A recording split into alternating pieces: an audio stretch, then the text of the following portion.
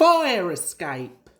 Driver says that Sir Topham Hatt's coming home tomorrow, said James a week later.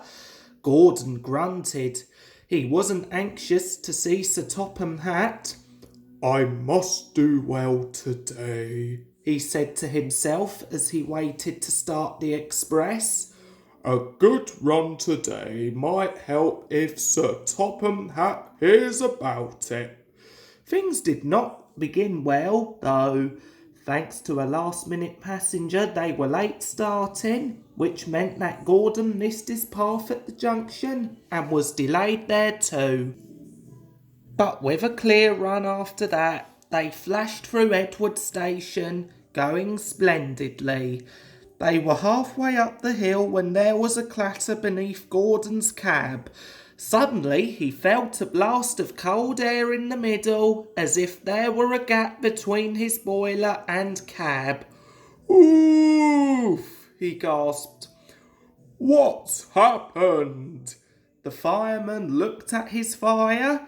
There was a gaping hole in the middle, where the fire bars had collapsed and a large part of the fire had disappeared.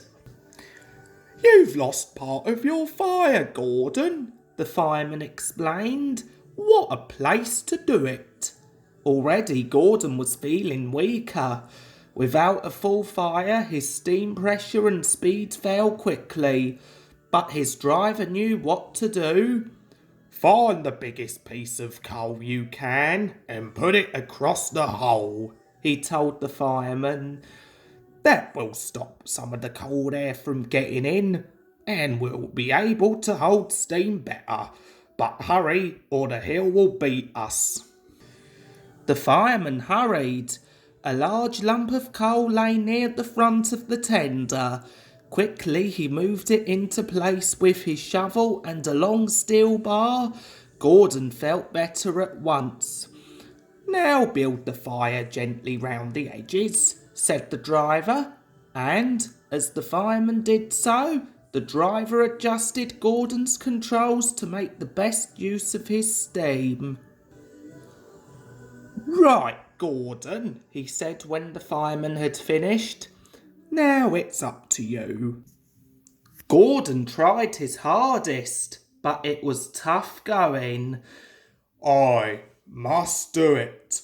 I must do it, he told himself as he pounded up the hill. He had stuck here once before and was determined not to fail again. Poor Gordon was getting very breathless. I will do it, he panted, but he was careful not to pant too loudly in case he blew away what was left of his fire. He shut his eyes and struggled on. At last, Gordon felt that the slope was easier to climb. Cautiously, he opened one eye. Yes, he was nearly at the top. I've done it! I've done it! He gasped triumphantly. The fireman mopped his brow. That was splendid, Gordon, he said, and now you deserve a rest.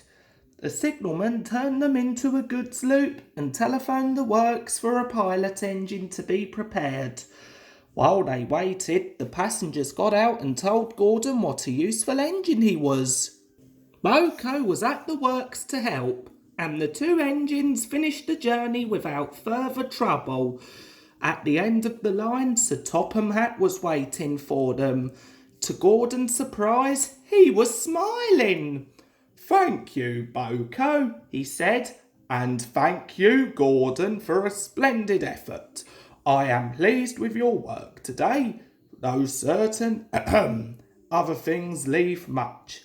But just then a whistle blew, and Sir Topham Hatt had to hurry to his carriage.